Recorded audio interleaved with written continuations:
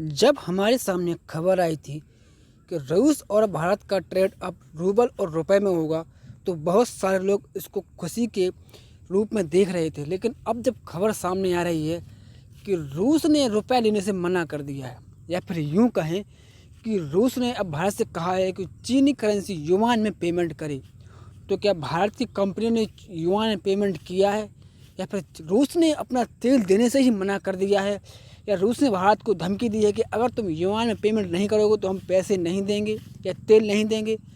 पूरा मामला क्या है, हम इसकी तह तक जाएंगे और क्या हो रहा है इसके बारे में आपको हम पूरी तरह से बताएंगे।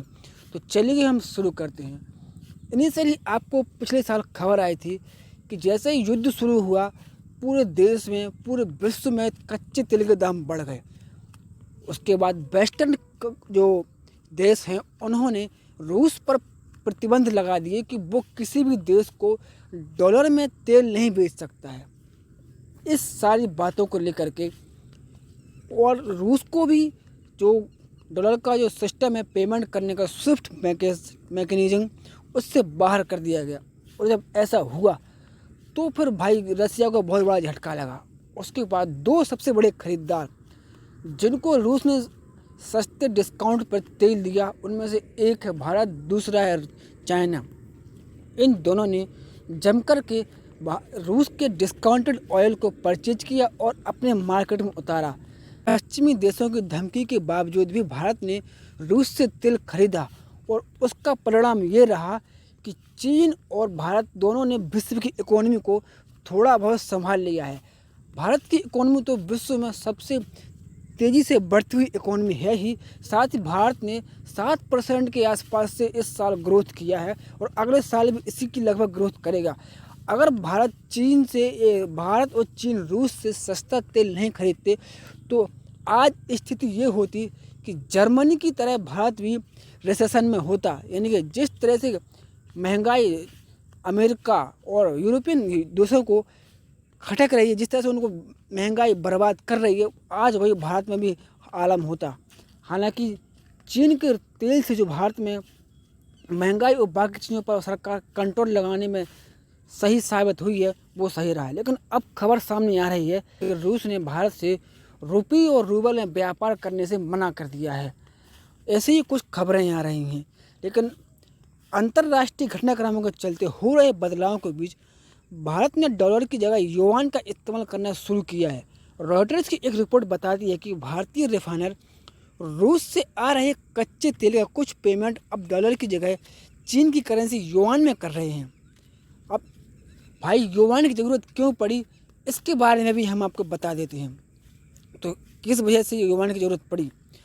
खबरों में मामले में सूत्रों ने खबर दी है कि रूस पर लगे पश्चिमी प्रतिबंधों के चलते भारतीय रिफाइनरों को ऐसा करना पड़ रहा है।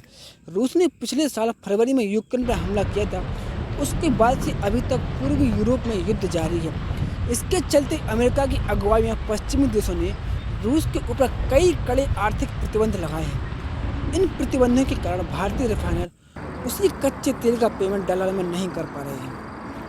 रूस पर लगे इस प्रतिबंध से वैश्विक व्यापार में बहुत बदलाव हुआ है और भारत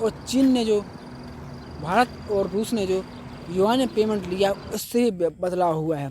तो रूस पर लगे प्रतिबंधों का ही असर है कि वैश्विक व्यापार में बड़े बदलाव देखने को मिले हैं। रूस अभी भारत के लिए कच्चे तेल का सबसे बड़ा सप्लायर बन चुका है और भारत उसका सबसे बड़ा खरीदार बन गया है। दूसरे नंबर पर रूस का खरीदार चीन है। वहीं भारत के बाद चीन रूस के लिए बड़ा खरीदार है ही। अब युआन को प्रमोट चीन कर रहा है, तो भारतीय रिफाइनर रूसी कच्चे तेल का कुछ पेमेंट युआन में ऐसे समय कर रहे हैं जब चीन अपनी करेंसी को नई ग्लोबल करेंसी के रूप में प्रचारित कर रहा है। डॉलर लंबे समय से ग्लोबल करेंसी की भूमिका में है, हालांकि मौजूदा हालात में डॉलर का दबदबा कम होता नजर आ रहा है। रूस के ऊपर प्रतिबंधों से भी डॉलर का दबदबा कम हुआ है, जबकि युआन का महत्व बढ़ गया है। और इन सब के बावजूद भारतीय रुपये का भी कई विदेशियों के देशों के साथ रुपये और उनके निजी करेंसी के रूप में व्यापार करने को लेकर बातचीत चल रही है। अब कुछ कंपनियों के नाम भी सामने आए हैं तो हो सकता है ये कंपनी सही हो गलत, इनके बारे में अभी पक्का नहीं कह सकते। लेकिन भारत सरकार की सूत्र ने रॉयटर्स को बताया है कि अगर बैंक डॉलर में ट्रेड सेटल नहीं कर रहे हैं तो कुछ रिफाइनर उन्हें युआन जैसी दूसरी करेंसी में पेमेंट कर रहे हैं। सूत्रों का कहना है कि सबसे पहले यह काम इंडियन ऑयल कॉरपोरेशन ने जून में किया था। उन्होंने यही भी दावा किया कि भारत की कम से कम 2 प्राइवेट रिफाइनर कंपनियां भी युआन में पेमेंट कर रही हैं। भारत में अभी 3 रिफाइनर कंपनियां हैं जिनके नाम रिलायंस इंडस्ट्रीज, नायरा और HPCL एनर्जी हैं। ये सारी कंपनियां रूस से तेल खरीद रही हैं और उसका जो है ट्रेड दूसरे देशों में कर रही हैं। लेकिन रूस ऐसा क्यों कर रहा है? खबरों की माने तो भारत के रुपये और रूस के रूबल में इतना व्यापार हुआ है कि रूस के पास बहुत सारा रुपये इकट्ठा हो गया है। चूँकि भारत का रुपया इतना ज़्यादा ग्लोबल तो है नहीं, तो रूस उससे खुद ज़्यादा खरीद नहीं पा रहा है, कुछ ज़्यादा खरीद नहीं पा रहा है। अब देखिए, सबसे ज़्यादा मैन्युफैक्चरिंग तो हर एक चीज़ की मैन्युफैक्चरिंग चाइना में होती है, वहीं भारत अभी भी मैन्युफैक्चरिंग के मामले में बहुत पीछे खड़ा हुआ है। तो जो रूस को कुछ चीज़ों की ज़रूरत पड़ती है तो वो चाइना के पास जाता है, लेकिन वो तो रुपए लेता नहीं है, युआन लेता है। तो इसी तरह अब जब रूस को ज़रूरत पड़ी युआन की तो उसने भारत से कहा कि वो कुछ पेमेंट युआन में दे। वैसे ही कुछ समय पहले जब हालात बदले थे तो रूस को भारत ने दिरहम में ही पेमेंट किया था, और अब जब हालात बदले हैं तो खबर आ रही है कि रूस ने भारत से युआन में पेमेंट को मांगा है। लेकिन ये बात जो है वो हमारी कंपनियों के लिए, हमारे देश के लिए और हमारे डिप्लोमेसी के लिए बहुत ही निराशाजनक बात है। क्योंकि अगर भारत चीन की करेंसी युआन में पेमेंट करेगा तो चीनी करेंसी को वैश्विक मान्यता मिलने में और बढ़त मिलेगी। और इसी सब बातचीत को लेकर के हाल ही में भारत के जो अपोजिशन लीडर हैं उन्होंने सरकार से सवाल किया है और जवाब मांगा है कि ये दो तरफा खेल क्यों खेला जा रहा है। एक तरफ आप चीन को उसकी लड़ने के लिए तैयार कर रहे हैं कि हम उसको आर्थिक रूप से कब्जे करेंगे, वहीं आप उसी की करेंसी में उसको पेमेंट करते हैं।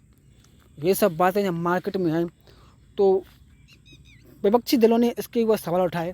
वैसे हम आपको बता दें कि ये कोई नई बात नहीं है।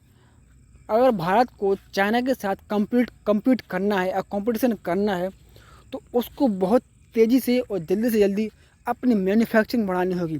हर तरह की मेटलर्जी, हर तरह की जो कच्चे माल की ज़रूरत होती है उसको अपने यहाँ बढ़ानी होगी, ताकि अगर रसिया को कोई भी चीज़ की ज़रूरत पड़ती है तो वो फ़ौरन उस हमसे ले सके। बाकी आप इसके बारे में क्या सोचते हैं हमें कमेंट में ज़रूर बताएं। वीडियो को लाइक करना ना भूलें, चैनल को सब्सक्राइब भी करें। Thank you.